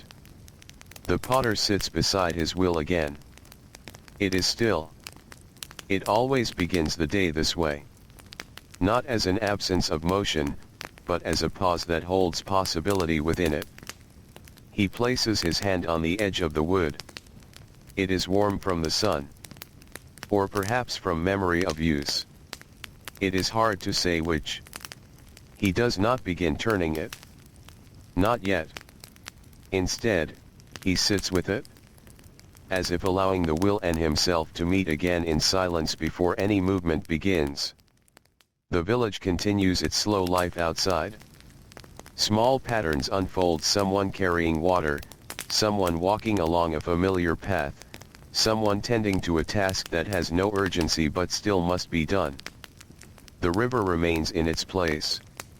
Always moving. Always unchanged in its purpose. The potter's hands shift slightly. They are calm. They do not tremble. They do not rush. They remember. Not in thought, but in motion. The way clay feels when it first touches water. The way it softens under pressure. The way it responds when centered on the wheel. These memories are not recalled like stories. They are present in the body itself. He reaches for a small piece of clay. It has already been prepared. Not fully shaped. Not yet ready. Just a beginning. He places it in his hands. And begins to press. Slowly. Softly. The movement is familiar. Almost automatic. But never careless. Press. Fold. Turn. Press again. The rhythm returns without effort. The clay responds, as it always does, with quiet willingness. The will remains still beside him. It will turn soon. Or later. Or not at all today. That is not decided yet. Time here does not demand structure. It allows flow. The potter kneads the clay until it softens fully. Until it becomes even. Until it holds no resistance left from its earlier state. He does not look up. There is no need. Everything he needs is already in his hands. The village light shifts slightly again. The sun moves forward in its arc. The day deepens. And still, nothing feels rushed. The clay rests in his palms now, ready. The will waits. The river continues. And the cycle, as always, remains unbroken. Not because it repeats, but because it never truly stops. The will begins to turn again. Not suddenly. Not with force. But in the same slow way everything else in this world seems to move, like it is remembering motion rather than starting it. A gentle push. A steady rotation. A familiar rhythm returning after rest. The potter places the clay at the center. It settles there softly, as if it has always known this place. His hands hover for a moment above it. Not yet touching. Just present. Just listening in the quiet way that hands sometimes do before work begins. Then they lower. And the shaping begins again. The clay rises slightly as the will turns beneath it. Not in haste. Not in resistance. Just in response. The potter's fingers guide it inward, then upward, then inward again. Each movement is small, controlled, unremarkable on its own, but together they begin to form something that did not exist moments before. Outside, the village continues its slow unfolding. The day is no longer new, yet it still feels open, unsealed. People move through it with quiet familiarity, carrying out tasks that belong to this part of time without needing to think about them too deeply. The river remains steady in the background of everything. Always present. Always moving. The vessel on the will begins to take shape. A base first. Firm. Centered. Then the sides begin to rise, not all at once, but gradually, as if they are being allowed upward rather than forced. The potter does not speak. There is no sound in his space except the soft turn of the will and the faint touch of wet clay responding to hands. Even that sound feels distant, almost like it belongs to another layer of the world. His hands adjust slightly. A small correction. A gentle pressure. A pause. Then continuation. The clay holds its form more confidently now. It understands the direction it is being guided.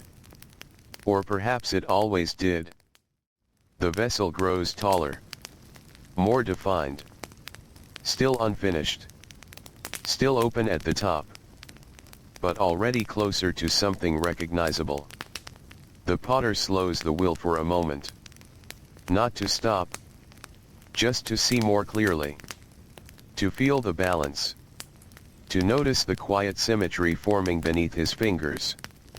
Everything is steady. Everything is aligned. He continues. Outside, light shifts again. Subtle changes in brightness move across the ground, across walls, across the familiar shapes of the village. Time is passing, but it does not feel like passing in any urgent sense. It feels like unfolding. The vessel narrows slightly near the top. A gentle inward curve. The beginning of a rim that does not yet exist fully, but is already suggested in the shape. The potter's hands become even lighter now, almost weightless in their contact, guiding rather than shaping, allowing rather than forcing. The wheel turns. The clay follows. The day continues. And somewhere between motion and stillness, between making and waiting, the vessel becomes more itself with every passing moment. Nothing here announces completion. It only moves toward it quietly, and then continues beyond it, into whatever comes next. The wheel turns with a steady patience. It does not rush forward, and it does not hesitate. It simply continues, as if it has no memory of beginning and no expectation of ending.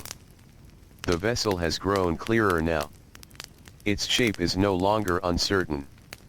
It holds its own outline with quiet confidence, as though it has accepted what it is becoming. The potter's hands remain light. He touches the surface only where necessary. A small inward press. A soft outward lift. A smoothing motion that passes like a breath across wet earth. Nothing more than that. The clay responds without resistance. It has learned the rhythm of the hands guiding it. Or perhaps it has always known it. The village outside continues its slow, ordinary life. No moment stands out above another. A path is walked. A door opens. Water is carried. Then stillness returns again, as if each action dissolves back into the larger quiet of the day. The river moves without pause in the background of everything.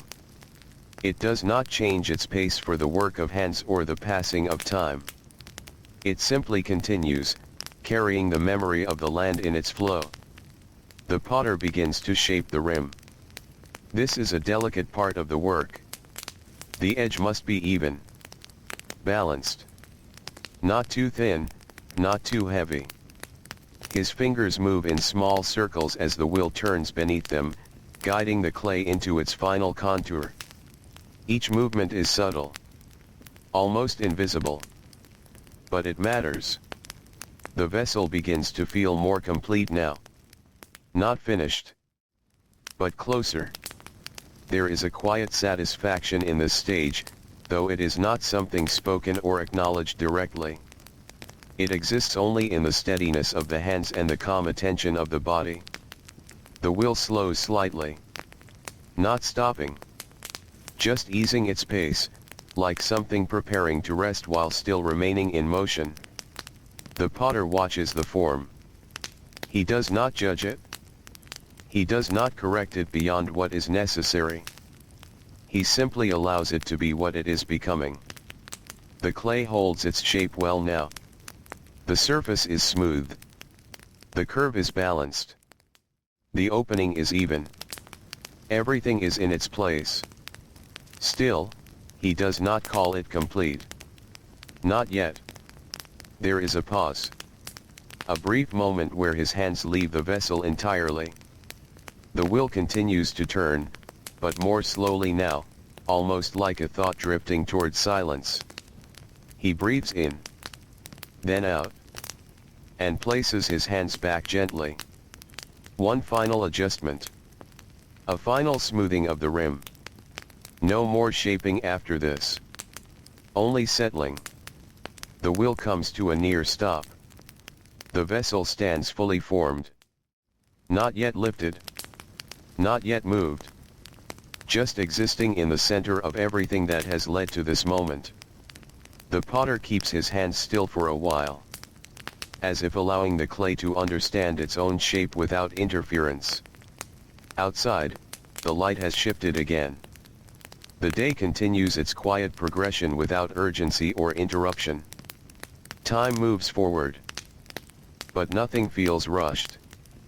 The vessel is ready to be lifted. But even that moment waits. Because in this world, even completion has its own patience. And so everything rests. For just a little longer. The wheel slows to stillness. Not abruptly. not with any sense of finality that demands attention. It simply stops, as if it has finished speaking for now and chooses silence instead. The vessel remains in place. Centered. Whole. Quiet in its completion. The potter does not move at once. His hands rest near it, but not touching. There is a small space between them and the clay, like a pause held carefully so nothing is disturbed too quickly. The air feels still in this moment. Even the sounds of the village seem to soften further, becoming distant and unimportant. The potter leans forward slightly. And then, slowly, he lifts the vessel. Both hands support it evenly. There is no rush in the movement. No hesitation either. Only certainty shaped by repetition and care. The clay holds its form without strain. It does not bend. It does not shift. It simply exists as it has been shaped to exist. For a moment, he holds it above the wheel. Not inspecting. Not judging. Just recognizing what has come into being through time, water, touch, and patience. Then he lowers it. Gently. Onto a flat resting surface nearby. There is no sound beyond the faintest contact with the ground. Even that feels soft. The vessel joins others already resting there. Each one slightly different. Each one carrying its own quiet history of movement and shaping. The potter steps back. His hands are now empty. But not idle. They still carry the memory of clay. The faint moisture. The invisible texture of what has just been shaped. He does not wipe them immediately. There is no need to remove what is still part of the work's presence. Outside, the light continues its slow shift. The village remains in its familiar rhythm. Not changing quickly. Not demanding attention. Just continuing as it always has. The river flows beyond the edge of sight. Its movement unchanged by the work of hands or the passing of hours. The potter looks at the row of vessels. Not one by one. Not critically. Just as a whole. A quiet collection of forms that came from the same earth, the same water, the same steady attention. He sits down again. Near the wheel. Not to begin again immediately. But to remain in the space between completion and continuation. This space is not empty. It is full of stillness. Full of quiet presence. Full of the sense that something has just been completed, even though nothing ever truly ends. The village breathes softly around him. The day moves forward. And the potter remains in calm awareness of the cycle that will continue again, as it always does. Clay will be gathered. Water will be added. The wheel will turn. And the hands will remember once more. But for now, there is only this moment. Simple. Steady. Complete without conclusion. The afternoon begins to lean gently across the village. The sun is still high, but its light has changed. It no longer feels sharp and direct. Instead, it settles into a warmer glow, touching walls, paths, and resting vessels with a quiet softness. The newly shaped vessel stands among the others. Still damp. Still holding the cool memory of water within its clay. This is the part of the day when movement gives way to waiting. The potter knows this well. He does not touch the vessel again. Not yet. It must be allowed to rest in stillness, to let the shape settle into itself without interruption. Air moves slowly through the shaded space. A soft breeze from the direction of the river slips between the homes and enters the workshop. It brushes over the surface of the vessels, carrying away the faintest trace of moisture. The drying begins. Quietly. Without any visible change at first. The potter sits nearby. His hands rest loosely in his lap, still marked with thin lines of clay along the fingers and beneath the nails. He does not seem troubled by it. In this world, clay belongs to the hands as naturally as dust belongs to the path. Outside, the village moves through its gentle afternoon rhythm. A woman passes carrying a water jar. A child walks slowly along the path, careful not to disturb the quiet. Farther away, someone tends a small cooking fire, and a faint thread of smoke rises into the warm air. Nothing feels hurried. Nothing feels separate. Everything is part of the same slow current of life. The potter's eyes drift toward the vessels. The light catches their curves softly. Some are taller. Some wider. Some meant for water. Some for grain. Each one shaped by need, but also by habit and memory. The newest vessel stands at the edge of the row. Its surface still darker than the others, still slightly damp to the eye. But even now, it begins to change. Not in shape. In feeling. The air slowly draws the moisture away, and the clay begins its quiet transformation from soft form to firm body. The potter rises after a while. Not because anything needs to be done. Only because the body, like the day, prefers gentle movement over stillness for too long. He walks slowly past the vessels. His shadow stretches across the ground, longer now than it was in the morning. The sun has begun its slow descent. He pauses beside the newest piece. His hand hovers near it, but does not touch. He knows the surface is still tender. Even a light touch could leave a mark. So he lets it remain untouched. This too is part of the craft. Knowing when to act. And knowing when not to. The afternoon air feels warmer now, but softer. The breeze continues to move through the workspace, carrying with it the faint scent of river water and dry earth. The potter steps back and sits once more. There is no sense of waiting in the way others might think of waiting. This is not empty time. This is part of the making. Drying is as important as shaping. Stillness is as important as movement.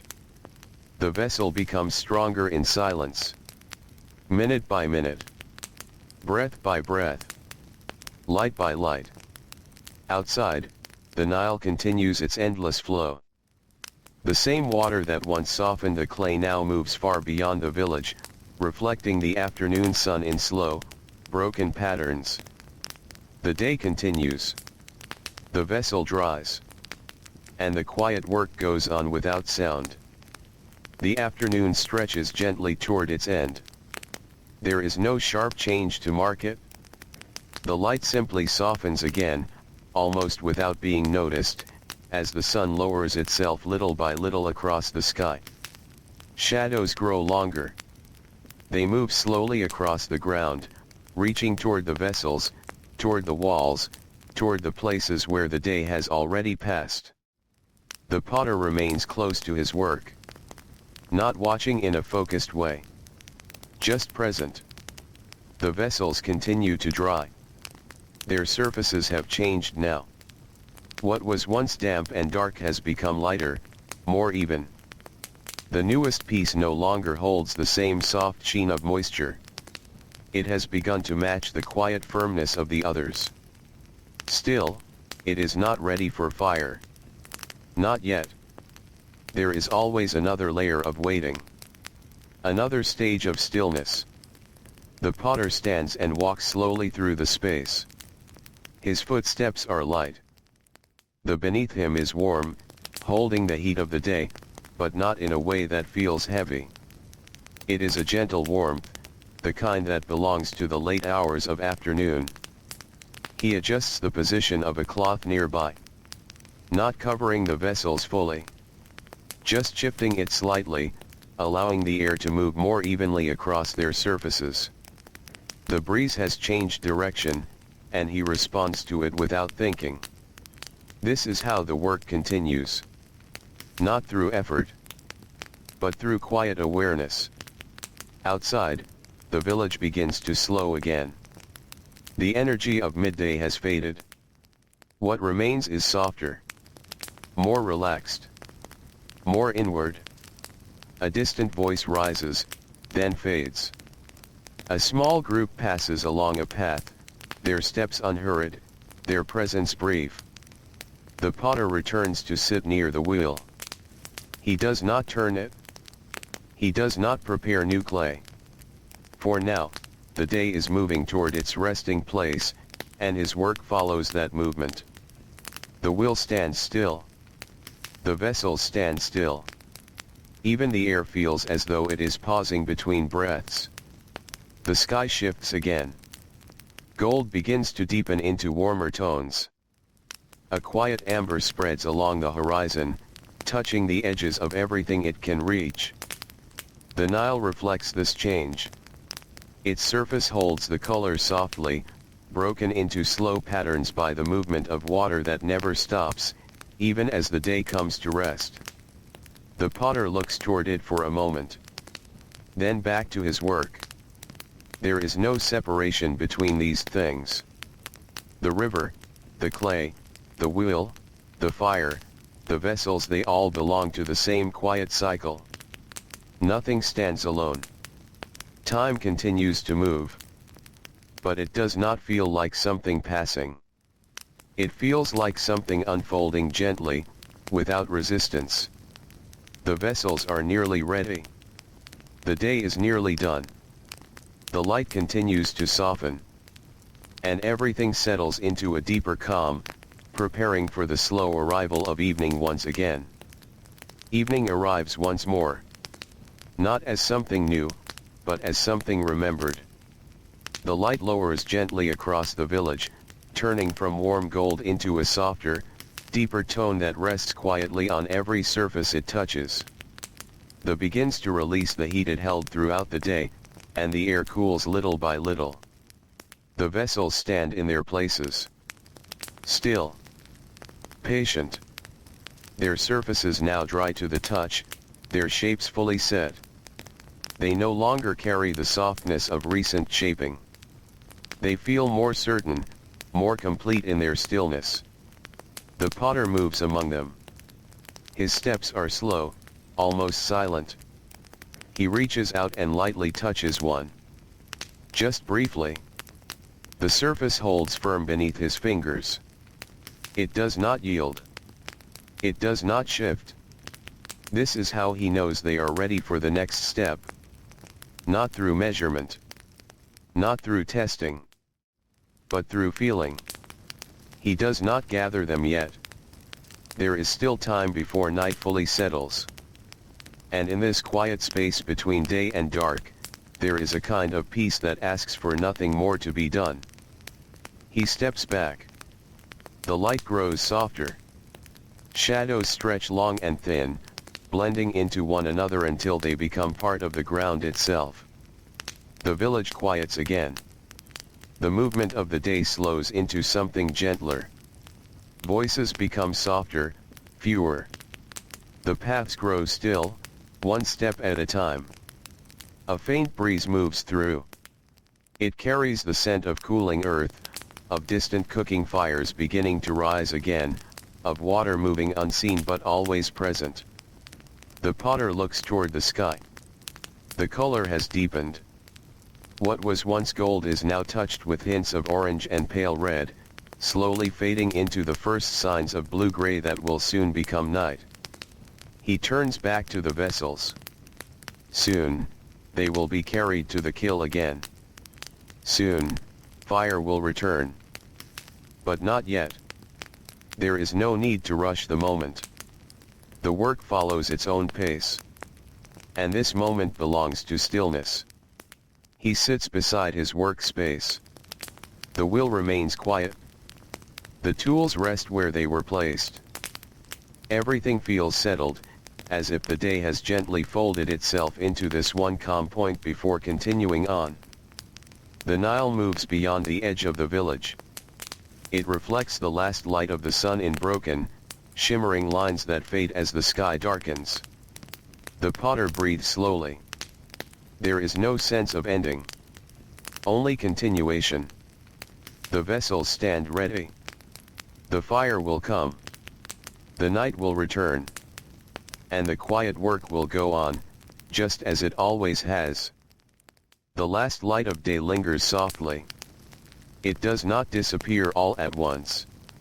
It rests along the edges of the, holding on for a little while longer before giving way to the deeper quiet of night. The potter rises again. Not with urgency. Only with the natural movement that comes when one part of the day gently leads into the next. The vessels stand ready. Their surfaces are fully dry now. Firm. Still. Waiting for the next step that will change them again. He begins to gather them. One by one. Each is lifted carefully, even though they are stronger now. The habit of care does not leave the hands. It remains, steady and constant, in every movement. He carries them toward the kill. The structure stands in the same place as before, simple, quiet, shaped by use rather than design. Its surface holds the memory of many fires, darkened in places, rough in others. It waits. Just as the vessels wait. Just as the day has waited to reach this moment. The potter places the vessels inside. Slowly. Deliberately. There is space between each one. There must be space. Heat must move freely, surrounding each surface evenly, touching every curve without obstruction. He adjusts their position slightly. Not measuring. Just feeling. Ensuring that nothing presses too closely against anything else. The arrangement settles into a quiet balance. He steps back. The sky above has deepened further. The last colors of evening fade into a soft, muted blue that is slowly becoming darker. A faint breeze moves across the. It carries a cooler feeling now, one that belongs to night rather than day. The potter turns to gather fuel. Small pieces of dry wood. Light in his hands. Easy to arrange. He places them near the opening of the kiln, forming the beginning of a fire that has not yet started. There is no rush to light it. Not yet. Everything must be ready first. The vessels. The air. The quiet. He kneels. The beneath him has cooled enough to feel gentle again. The warmth of the day has faded, leaving only a soft trace behind. He reaches for a small ember. Saved from before. A quiet piece of fire that has not fully gone out. It glows faintly in the dimming light. He places it carefully among the wood. For a moment, nothing happens. Then, slowly, a thin thread of smoke rises. It curls upward, soft and uncertain, as if testing the air. A small flame follows. Faint. Flickering. The potter does not add more wood immediately. He allows the flame to find its place. To grow in its own time. The fire begins again in the same quiet way it always does. No sudden burst. No sharp movement. Only a gradual building of warmth. The vessels remain still inside the kiln. Unchanged for now. But soon, the heat will begin its work. Slowly. Carefully. As it always has. The potter watches. His presence steady. His movements minimal. The fire grows just enough to sustain itself. Then settles into a gentle rhythm. Night deepens around him. The village grows quiet once more. And the quiet work of fire begins again. Night gathers once more around the village. It settles slowly, like a soft covering laid across the. The last faint colors of evening fade completely, leaving only the quiet depth of darkness and the distant shimmer of stars. The kiln glows again. A gentle light pulses from within, not bright, not harsh, but steady. It flickers softly, casting small moving shadows along the ground and against the potter's hands. The fire has found its rhythm. It no longer struggles to grow. It simply breathes. The potter sits nearby. Close enough to feel the warmth, but not so close that it overwhelms him. His posture is relaxed, his movements slow, his presence calm. He adds a small piece of wood. The flame responds. It rises slightly, then settles again, as if accepting the offering without urgency. Inside the kiln, the vessels are surrounded by heat. They do not move. They do not make sound. But the change has begun. What was once only dried clay is now entering a deeper transformation. The fire touches every surface, slowly removing what remains within, strengthening what will remain. This change is quiet, invisible from the outside, but constant. The potter watches the fire. Not with focus. Not with tension. Just with awareness. The night around him is still. The village sleeps. A faint sound may rise now and then, a distant movement, a shift of wind, the soft call of something unseen, but it never lingers. It fades quickly, leaving the silence whole again. The river continues. It flows through the darkness, unseen but never absent. Its movement is steady, unchanged by the hour, unchanged by the presence of fire or rest. The potter leans slightly forward. He adjusts the wood. Not much. Just enough to keep the balance of the flame. The fire must not grow too quickly. It must not weaken too soon. It must remain steady. This is its nature when guided gently. The glow deepens. The heat grows stronger. The air near the kiln becomes warmer, even as the rest of the night cools. This contrast settles into the space quietly, warmth beside coolness, light beside darkness. Time stretches. The hours pass without announcement. The stars shift slowly across the sky, though the movement is too gentle to notice in any single moment.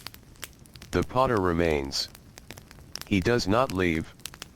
This part of the work asks for patience, not effort. He rests while staying present. His breathing slow. His body still. The fire continues its quiet work. Inside the kiln, the vessels move closer to their final form. Not by shape, but by strength. By permanence. The potter adds another small piece of wood. The flame answers. Then settles again. Everything moves in the same calm rhythm. Nothing breaks the stillness. Nothing demands attention beyond what is already being given. The night deepens further. The kiln glows. The fire breathes. And the quiet transformation continues, unseen but complete in its slow unfolding. The night continues for a while longer. The fire, once alive with gentle flame, begins to settle into a deeper stillness. Its light softens, its movement slows, until what remains is a quiet glow, steady, calm, and without urgency. The potter is still there. Not working now. Only present. The kiln holds its warmth, but the work of the fire is nearly done. Inside, the vessels have changed in ways that cannot be undone. They are no longer shaped earth alone. They have become something lasting, something that will remain long after the night has passed. The potter does not open the kiln yet. He knows this part requires patience. So he waits. As he always has. The sky above is full of stars again. They move slowly, quietly, without drawing attention to their path. The village remains at rest, its home still and silent, its paths untouched for these few quiet hours before dawn returns. The river continues. Always moving. Always the same. Always different. Its water flows past the village, carrying with it the memory of countless days like this one, days of shaping, of waiting, of fire and rest. The potter leans back slightly. His hands are still. There is no clay in them now. No tool. No movement. Only the quiet presence of someone who has followed the rhythm of the day from beginning to end without ever needing to rush. Time passes. Slowly. Gently. The glow of the kiln fades further. The air cools around it. The warmth that once reached outward now settles inward, held softly within the structure that has done its work. The potter closes his eyes for a moment. Not in deep sleep. Just in rest. A simple pause that belongs to the end of effort. And then, almost without notice, the sky begins to change again. Darkness softens. A faint light gathers at the edge of the world. Dawn returns. As it always does. The potter opens his eyes. There is no surprise in the movement. Only quiet acceptance. The cycle has not ended. It has only continued. The kiln will be opened. The vessels will be lifted. The river will be visited again. The clay will be gathered again. The wheel will turn again. But none of that feels like a beginning. And none of this feels like an ending. Everything exists within the same slow, steady flow. The same quiet rhythm. The same patient movement of time that does not ask to be measured. The village wakes. Softly. The river flows. Silently. The vessels rest. Completely. And the potter, without speaking, without thinking of endings or beginnings, simply rises to meet another day that feels exactly like this one, calm, unhurried, and endless in its gentle, quiet way.